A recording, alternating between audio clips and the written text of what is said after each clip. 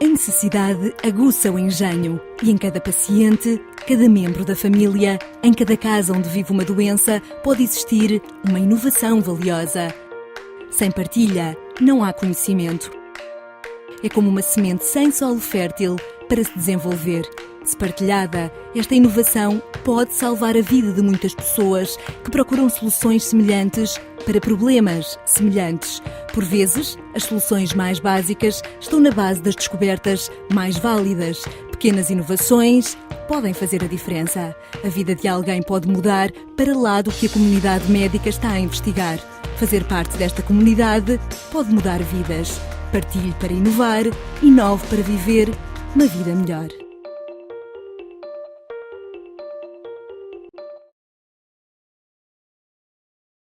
Dentro da patologia da Mariana, eles têm uma tendência, têm uma adoração por cabelos.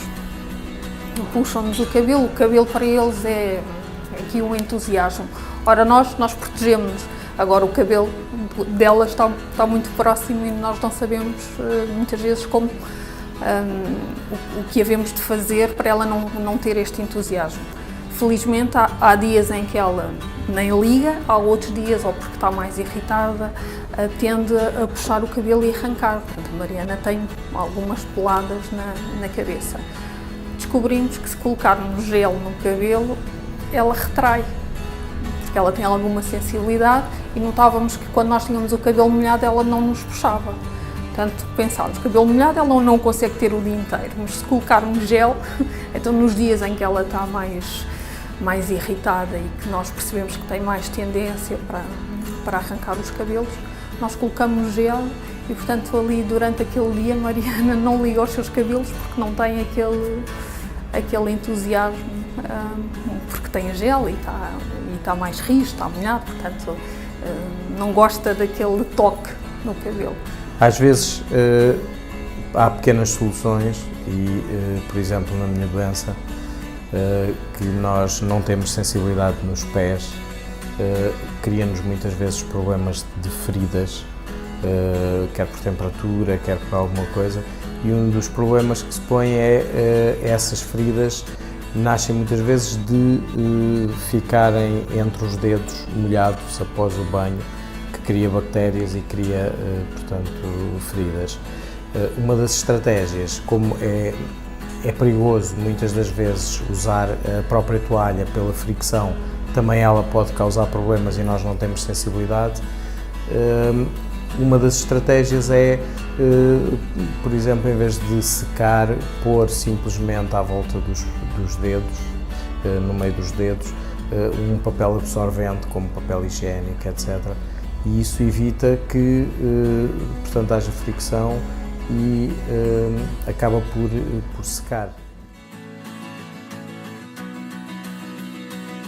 Fiquei muito entusiasmada em participar, porque nós, os doentes, às vezes temos essa necessidade de partilha. Esta plataforma creio que é muito positiva, porque vem colmatar aqui um pouco o elo que nós sentimos, falta de um elo de transmissão de conhecimento, que existem entre os portadores de nanismo. Portanto, eu sei que há pessoas que têm a mesma patologia, a mesma condição física que eu e que neste momento estão em casa dependentes de uma terceira pessoa, ou porque ainda não despertaram os benefícios de uma ajuda ou de um utensílio de compensação, ou por desconhecimento da existência deles.